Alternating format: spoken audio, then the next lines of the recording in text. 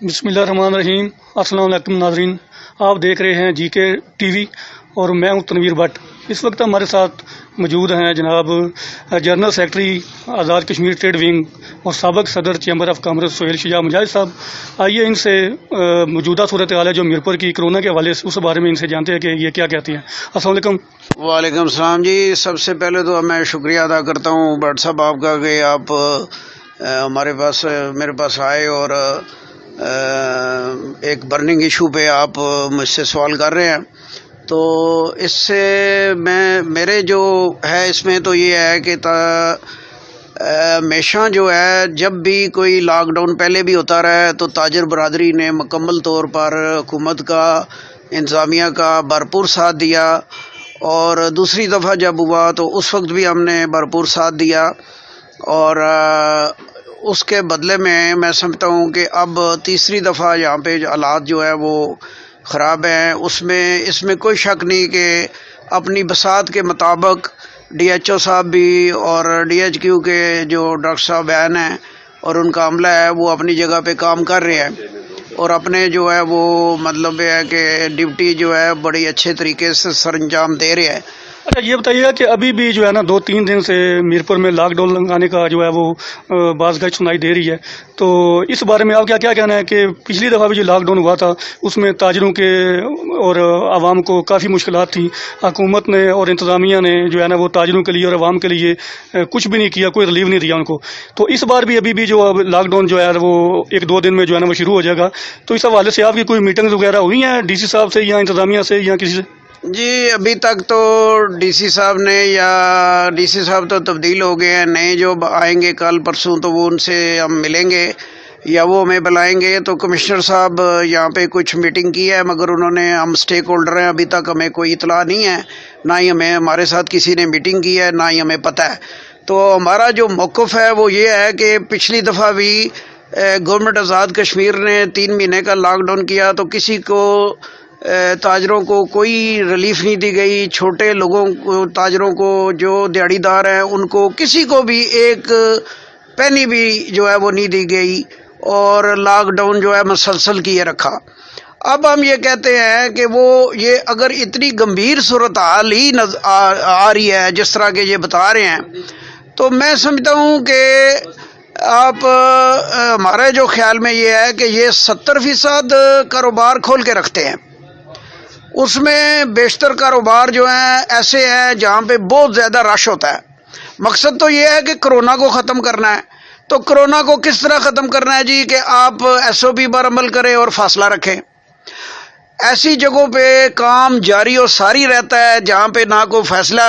رکھا جاتا ہے، نہ ایس او پی کا کوئی خیال رکھا جاتا ہے، اس طرف تو کوئی توجہ نہیں دی جا رہی۔ مگر مثلا ان میں کون سے جو ہے نا وہ کاروبار ہے جس میں نہیں رکھا جا رہا فاصلہ؟ اس میں دیکھیں، یہ مثلا صرف 30% جو کاروبار ہے اس میں جوتیاں والے، کپڑے والے، گارمنٹس والے اور آٹو پارٹس والے اور ورکشاپس والے، یہ یا دیگر جو ہے سنوکر اور یہ شادی ہال وغیرہ، یہ جو ہے بند ہوتے ہیں، باقی سارے کے سارے بزنس جو ہے وہ کھلے ہوتے ہیں۔ ٹرانسپورٹ کلہم کھلی ہوئی ہے، ٹرانسپورٹ پورے آزاد کشمیر میں بین الضلعی بھی اور بین الصوبائی بھی جو ہے وہ کھلی ہوئی ہے، اور باہر سے کراچی تک سے یہاں پہ ٹرک بھی آ رہے ہیں، اور پورے پاکستان سے بسیں بھی آ رہی ہیں، اور وہ وہاں سے آتے ہیں۔ تو ہمارے بیرون ملک آنے والوں کو تو یہ کہتے ہیں جی کہ یہ وہاں سے جو ہے وہ کرونا لے کے آتے ہیں، ایسا کبھی بھی نہیں ہے۔ ہمارے عزیز و اقارب ہیں وہاں پہ، ان کے لوگوں کی وجہ سے ہمارا یہاں پہ دم و خم جو ہے، اور یہ ہماری معیشت کا ایک بہت بڑا ذریعہ ہے۔ جو بیرون ملک میں ہمارے لوگ رہتے ہیں ان کی تذلیل نہ کرے گورنمنٹ، نہ ہی کوئی کسی کو ہم اجازت دیں گے کہ ان کی تذلیل کریں۔ وہاں پہ وہ ٹیسٹ کرا کے آتے ہیں، اور ٹیسٹ کرانے کے بعد پھر ایئرپورٹ پہ ان کو ٹیسٹ کیا جاتا ہے، پھر منگلا ٹول پہ ان کو ٹیسٹ کیا جاتا ہے۔ تو پھر اس کے بعد بھی وہ لوگ جو ہیں احتیاط کرتے ہیں، باہر نہیں نکلتے۔ وہ خود ہی جو باہر سے آتے ہیں وہ خود بھی بڑے ڈرتے ہیں کہ باہر نہ نکلے ہم۔ تو اس طرح کی صورتحال پیدا کی جا رہی ہے جی، ہوا بنا کے جی کہ یہ باہر سے لوگ آئے ہیں، انگلینڈ کے لوگوں کو جو ہے نشانہ بنایا جا رہا ہے۔ ایسا بالکل نہیں ہے۔ یہاں پہ جو ہے آپ اپنی یہ جو کچھ لوگ ہیں اپنے ایپ چھپانے کے لیے پورے پاکستان سے ٹرانسپورٹ آ رہی ہے، ادھر سے کچھ نہیں ہے،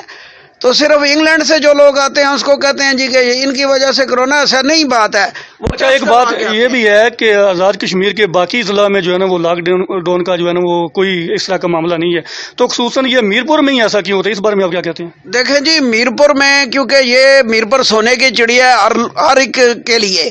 تو یہ ہماری جو جتنے بھی لوگ ہیں ہماری گورنمنٹ کو پالنے والی اور ریونیو دینے والی یہ میرپور ہی ہے، جو ریونیو بھی دیتے ہیں، بجٹ کا 85% حصہ ہم دے رہے ہیں،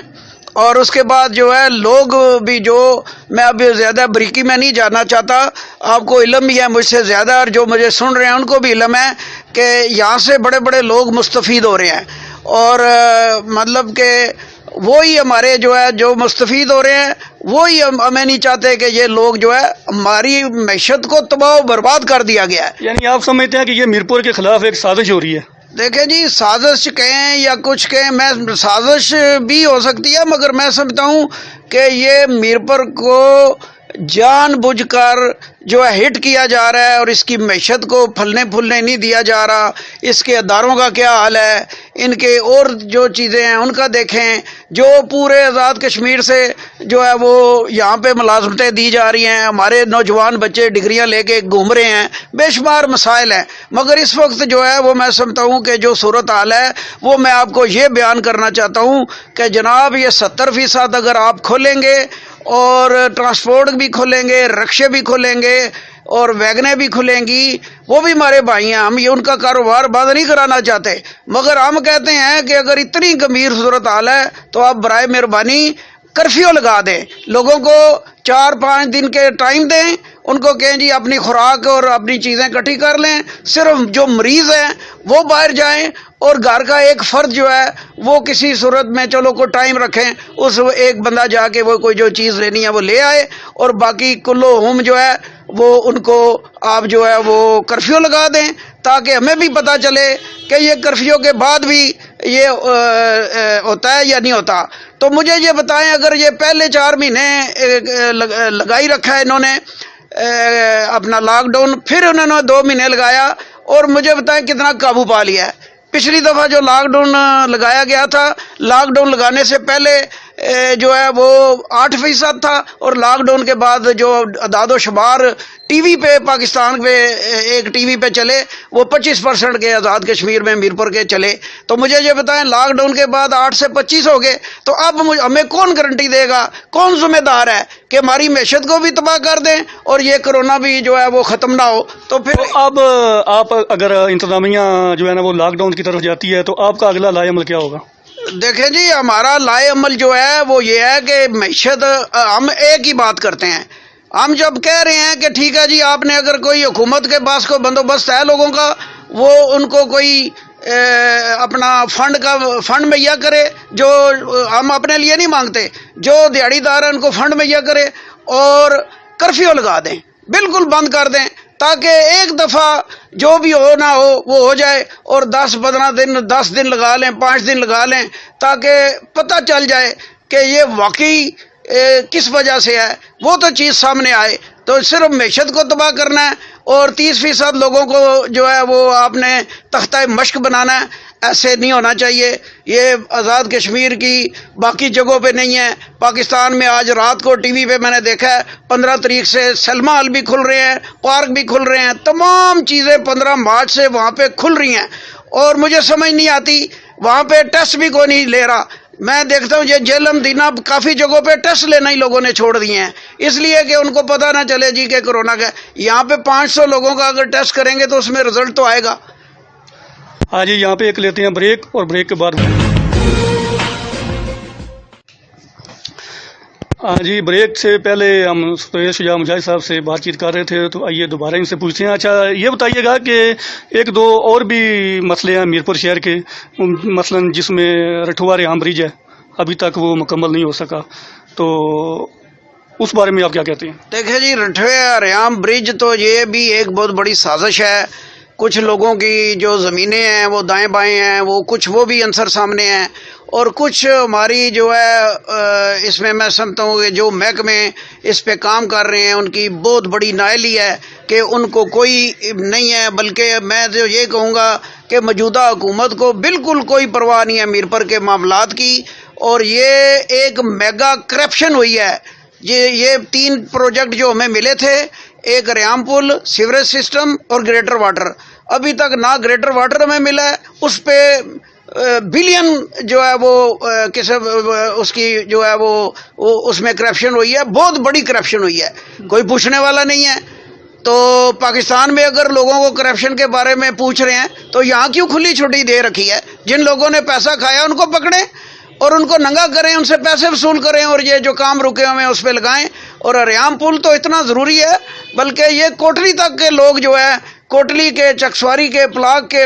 اسلام گڑھ کے تمام لوگ مستفید ہوں گے، اور میرپور کا بزنس جو ہے بوسٹ اپ ہوگا۔ تو یہ کچھ لوگ نہیں چاہتے کہ میرپور میں کوئی خوشحالی آئے، میرپور کا نہیں ہوگا بلکہ اسلام گڑھ چکسواری کا بزنس بھی بوسٹ اپ ہوگا اس سے۔ سید صاحب، ابھی آپ نے بات کی، چونکہ آپ چیمبر آف کامرس کے سابق صدر بھی ہیں تو آپ نے کافی رول ادا کیا ہے، تو یہ بتائیں کہ انجمن تاجران کے ابھی سمجھ لیں کہ 6 گروپ بن گئے ہیں، 6 صدور ہیں، تو کہیں نہ کہیں آپ سب بھی اس میں قصوروار نہیں ہے کہ یہ رٹھوا ریام برج کا ابھی تک جو ہے نا کام رکا ہوا ہے؟ اگر آپ سارے مل کے اس پہ ایفرٹ کرتے تو یہ اب تک میرے خیال سے پایہ تکمیل تک پہنچ چکا ہوتا۔ دیکھیں جی، بڑا اچھا سوال کیا آپ نے۔ میں سمجھتا ہوں کہ آپ کو اس سے زیادہ کیا ہوگا کہ پچھلی تحریک میں ہم 6 کے 6 گرفتار تھے، لیکن اس میں بھی اس میں بھی لوگوں نے یہ کہا تھا کہ وہ بھی ساری ڈرامے بازی ہوئی تھی۔ آپ کے چھوٹے تاجران جو کہہ رہے ہیں کہ ہمارے ساتھ جتنے صدور ہیں سب نے دھوکہ کیا، خود گرفتاریاں انہوں نے دی ہیں، انتظامیہ نے ان کو گرفتار نہیں کیا۔ باقیوں کا تو میں کچھ کہہ نہیں سکتا، مگر جو اگر میرے پہلے کوئی پری پلان ہوتا یا مجھے پتا ہوتا تو میں نے جو ہے، آپ کو پتا ہے کہ جہاں پہ سینئر آفیسرز جو ہیں ان کے خلاف میں نے جو ہے پاکستان گورنمنٹ پوری کو لکھا، اور اس پر باقاعدہ انکوائری ہوئی ہے، اور میرے گھر میں جس طرح وہ جو کچھ ہوا ہے اس میں اب میں نہیں جانا چاہتا کیونکہ وہ بات ختم ہو گئی ہے۔ مگر ایک بات آپ کو کہوں کہ میرپور کے مسئلے میں ہمیشہ تمام تنظیمیں جو ہے وہ بالکل ایک جان ہیں اور ایک ساتھ ہیں۔ تمام صدر جب بھی کوئی مسئلہ میرپور کا ہوا ہے سب مل کے آواز اٹھاتے ہیں۔ تو آپ سارے ایک پیج پہ کیوں نہیں آتے، یا مثال کے طور پہ یہ انجمن تاجران کو آپ سب اکٹھا کر کے الیکشن کیوں نہیں کرواتے، اس طرف آپ کیوں نہیں جاتے سب؟ دیکھیں جی، اس میں اگر صاف بات کہوں تو اس میں جو ہے سیاسی عنصر شامل ہو گیا ہے، اور جب سیاست کسی چیز میں شامل ہو جائے تو اس میں پھر وہ چیز نہیں رہتی جو کہ ایک تاجر از خود کوئی فیصلہ کر سکتے ہیں۔ اس میں ہر جماعت جو ہے وہ اس میں سیاسی جماعت کی انوالومنٹ ہے تاجروں میں، اس وجہ سے میرا خیال ہے کہ مجھے نہیں امید کہ یہاں پہ کوئی الیکشن ہو۔ نہیں، بہت عرصہ یہ 5-6 سال سے الیکشن کی باتیں ہو رہی ہیں، کبھی ووٹر لسٹ، کبھی کچھ، تو یہ اس بارے میں سب لوگوں کی آپ اکٹھے کیوں نہیں ہو سکے ابھی تک؟ میں نے تو پتا ہے آپ کو کہ میں نے تو آئین بنانے والا میں ہوں، میں چیئرمین کمیٹی تھا، آئینی کمیٹی کا چیئرمین میں تھا، اور 7-8 جو ہے ہم 16 ممبر تھے۔ ہم نے اللہ کے فضل سے وہ پورے کی پوری جو ہے آئین بنا کے ڈی سی صاحب عدنان خورشید صاحب تھے اس وقت، ان کو پیش کر دیا ہے۔ ابھی جو ہے لوگ جو ہے آگے انہوں نے اپنے دینے ہیں، جو اپنے 2 ٹیم دینی ہے، اور الیکشن شیڈیول جاری کرنا ہے، اور اس کے بعد جو ہے الیکشن۔ تو آپ الیکشن کے لیے تیار ہیں؟ دیکھیں جی، میں تو بالکل، اگر میں نہ چاہتا ہوتا تو میں آئین ہی نہ بناتا۔ آپ کو پتا ہے کہ پچھلے 20-25 سال سے اس کا آئین ہی نہیں تھا، اور مجھے الحمدللہ مجھے فخر ہے کہ وہ آئین بھی میں نے بنایا ہے، اور میری صدارت میں وہ آئین بنا ہے، میری چیئرمینی میں وہ آئین بنا ہے۔ 16 لوگ اور مزید اس میں شامل تھے، ہم نے آئین بنایا ہوا ہے۔ انشاءاللہ جب بھی چاہیں الیکشن سارے مل بیٹھ کر فیصلہ کریں اور الیکشن کرائیں تاکہ تاجروں کے مسائل حل ہو سکے۔ بہت شکریہ جی، یہ تھے سہیل شیعہ مجاہد صاحب جو ہمیں آگاہ کر رہے تھے ساری صورتحال سے۔ اپنے میزبان تنویر بٹ کو جی دیے اجازت، اللہ حافظ۔